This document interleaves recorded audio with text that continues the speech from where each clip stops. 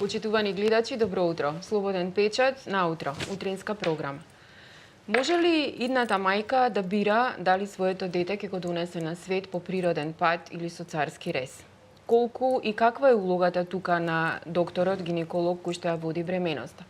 Може ли индиректно да го одреди датумот во кој што ќе се роди нејзиното најмило? Утрово на ова, меѓутоа и на други теми од типот кои пакети се нуди Систина за идните мајки и новороденчиња, но и за останатите членови на семејството, зборуваме со гинеколог доктор Корнелија Трајкова од приватната болница Џибадем Систина. Доктор Трајкова, добро утро, ви благодарам што ја прифативте поканата од Слободен печат. Добро утро, ви благодарам на поканата, со задоволство ја прифатив да бидам дел од вашата емисија. Најавив дел од темата за која што ќе зборуваме, меѓутоа ајде со ред да ги фатиме работите онака како што течат. Кога практично жената знае дека настанала бременост кај неа? Кои се првите знаци и кога треба да се направи првиот преглед? Првиот и најсигурен знак за бременост е изостанок на менструација, меѓутоа кај жени кои што имаат редовен менструален циклус и кај жени кои што нормално знаат дека би можеле да бидат бремени.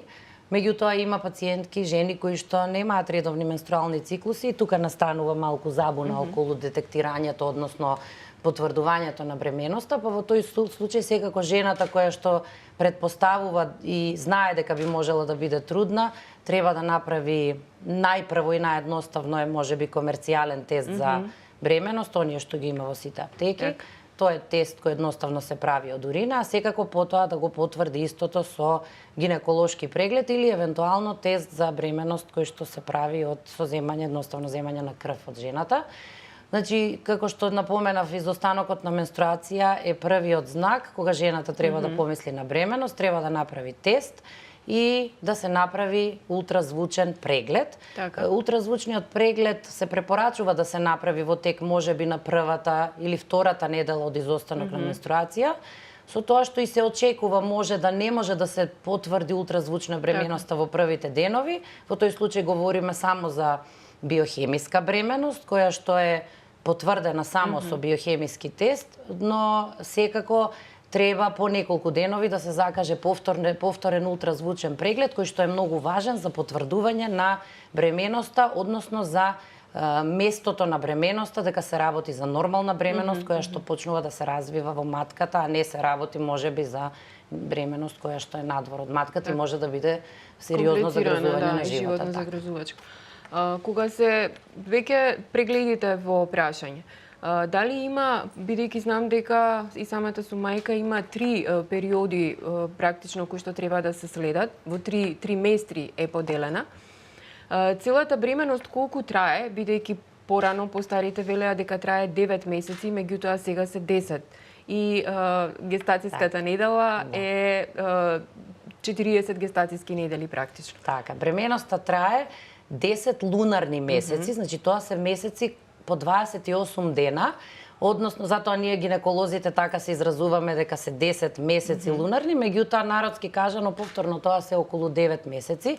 Започнува од првиот ден на последна менструација, повторно ќе кажам кај жени со редовен циклус, кај жени со нередовен циклус, сето тоа се базира на калкулација која што се прави во првите месеци од бременоста и понатаму врз основа на тоа се следи бременоста и точно се знае во која гестацијска недела е жената. Секој лунарен месец е поделен на 4, точно по 4 седмици или недели, така да целата бременост трае 40 гестацијски недели и оној веројатен термин кој што жените го нарекуваат многу често краен термин, не е краен, туку е веројатен термин, е терминот денот кога жената, кога бременоста полни 40 недели. Може бременоста да се продолжи уште 2 недели после тоа, доколку е комплетно уредно се, меѓутоа со малку почести контроли во тој последен период по поминувањето на веројатниот термин. Инаку бременоста е поделена во 3 тримесечи или 3 триместри, точно се знае кои прегледи треба да се прават во сите 3 триместри и во принцип има точни упатства, водичи на светско ниво и кај нас постојат водичи кои што ние ги почитуваме и ги правиме прегледите кај бремените жени врз основа на тие упатства, односно водичи кои што се засновани на медицина базирана на докази, односно на истражувања кои што се базираат на на сериозни истражувања со докази и врз основа на тоа е извлечен заклучок колку прегледи треба да се прават во текот на бременоста. Обично со колку прегледи завршува една бременост? Вообичаено се препорачува кај нормална бременост да се направат кај жени со прва бременост 10 прегледи, а кај повеќе родки, односно втора, трета, четврта бременост и понатаму, се смета дека се доволни 7 прегледи, меѓутоа секој преглед има различна содржина. Не значи дека сите тие 10 прегледи треба да бидат ултразвучни прегледи или треба да се прават лабораториски анализи. Точно се знае во кој период од бременоста, односно кој преглед, што се треба да опфати. Например, интересен е фактот дека еден од поважните прегледи е и првиот контакт со здравствениот работник на пациентката при констатирање на бременост, кога треба детално да се објаснат некои работи на жената околу текот на бременоста, околу тоа што треба да очекува, кои прегледи да ги прави и многу е важно да го објасниме целта на секој преглед. Зошто се прави и може жената, ако не сака да го направи, може и да одбие, да се потпише и да одбие дека не сака тој преглед да го прави. Да, има ли пример спротивни случаи? Велите дека има такви кои што одбиваат прегледи. Има ли некои кои што инсистираат на почести прегледи да доаѓаат? Има. И некои кои што не сакаат многу чести прегледи, и некои кои што инсистираат и почесто, ама ќе доаѓам јас на 2 недели, на 1 недела и така да зависи, има различни пациенти. Во најавата кажав која ни е целта денес, да ја поразговараме дали гинекологот има улога некаква во одредувањето на тоа, мислам гинекологот е сепак пресуден на крај, дали ќе биде спонтано породувањето или со царски рез, меѓутоа дали е помодарство или се почесто жените се одлучуваат да родат со царски рез. Еве какво е вашето искуство во вашата болница и вашето лично искуство и каква е тука улогата на жената во сето тоа? Да, точно така, за жал последните 20 години и повеќе се судираме со една состојба така наречена епидемија на царски рез, меѓутоа во голем процент зголемувањето на процентот на царскиот рез се должи на неспремност на родилките, на жените, и како резултат на тоа тие бараат царски рез дека сметаат дека тоа е полесно, меѓутоа во голем процент причините се и во напреднатата возраст на мајките, се повеќе комплицирани, високоризични бременности, кои што се резултат на биопотпомогнато оплодување, например, на жени кои што или парови кои што долги години се мачеле, не можеле да остварат концепција и така натаму. Повеќе можеби и хронични заболувања кои што ја комплицираат бременоста, така што не е само желбата на мајките. Од друга страна, кога се работи за барање на царски рез, односно царски рез на барање на мајката. Така, од нормална бременост, да кажем. Доколку се работи за нормална бременост, а жената инсистира за царски рез, се судираме ние секојдневно со такви ситуации. Меѓутоа, она што велат, пак ќе кажам, овие упатства, кои што се базирани на докази, да, жената може да инсистира, меѓутоа ние гинеколозите сме должни да ја советуваме, да ја објасниме кои се предности на спонтано породување, кои се предности на царски рез и обратно, кои се негативности можеби на спонтано породување, кои се негативности на царски рез. Доколку упатствата велат дека доколку жената и понатаму се инсистира на царски рез, можеби гинекологот треба да ја препрати кај психолог или психијатар дури на советување, кој што е едуциран во област на перинатална медицина, тој да поразговара и доколку и тоа нема успех и понатаму жената е убедена дека треба да се породи со царски рез и сака, повторно се враќа кај гинекологот и гинекологот може да направи царски рез. Меѓутоа може и да одбие и да каже јас не се согласувам со ова и појдете кај друг колега.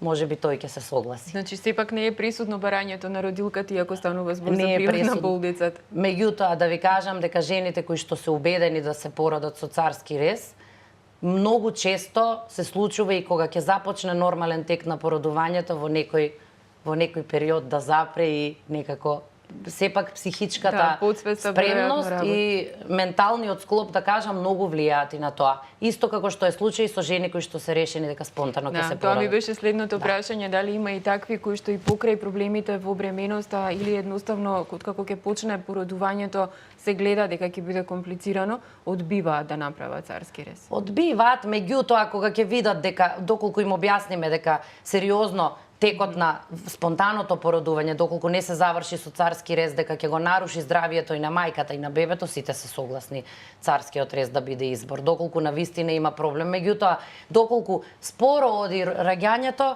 тие се сложни и да чекаат уште долго време и дека се ментално спремни да се породат спонтано, ако е нормално во ред се и со мајката и со бебето.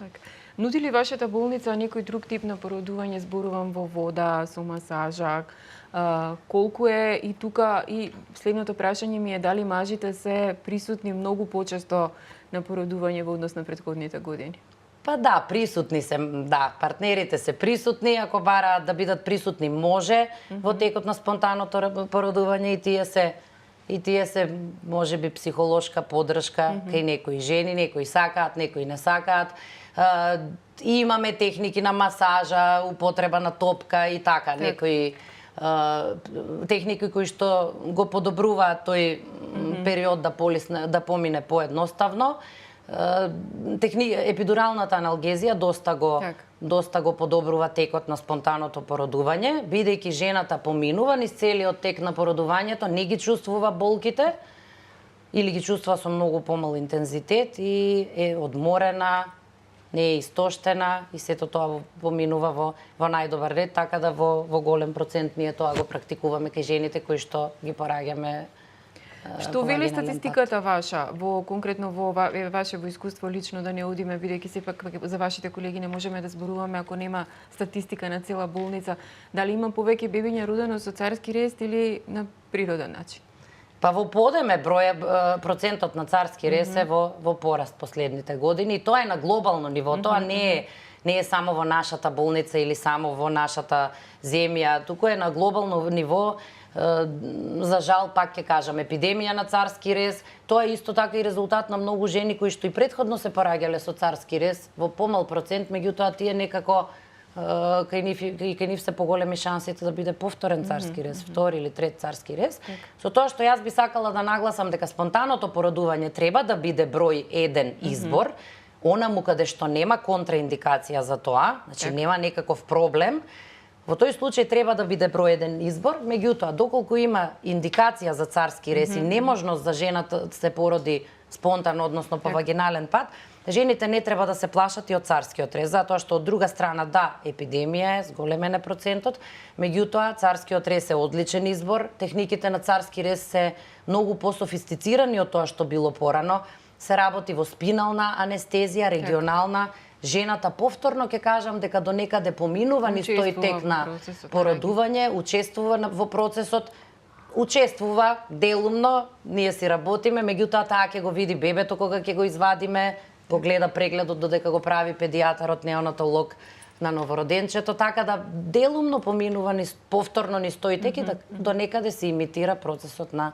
спонтано породување. Кога сме веќе кај породувањето, Систина нуди некакви пакети, дел од она што го нуди, можеме да им го презентираме на идните родилки. Така, нудиме пакети одлични за родилките кои што имаат многу поволности не само во периодот на породување, туку и понатаму доживотни попусти за некои работи во нашата, за многу услуги во нашата болница.